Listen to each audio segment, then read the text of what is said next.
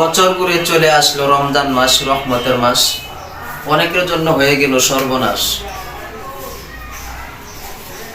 মুমিন পেয়ে খুশি এবং আনন্দ, কারো আবার হয়ে গেল মাথা নষ্ট।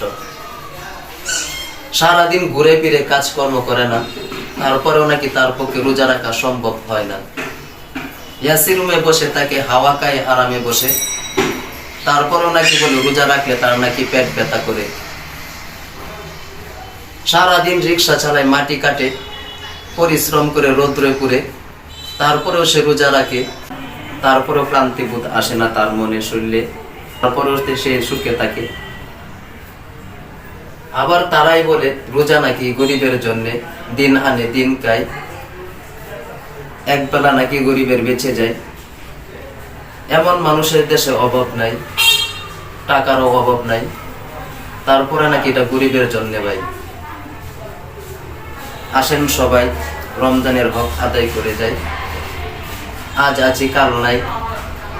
মুমিন যদি হতে চাই এই রমজান মাসটাকে কাজে লাগাই, তাহলে আমাদের একদিন সফলতা আসবে ভাই।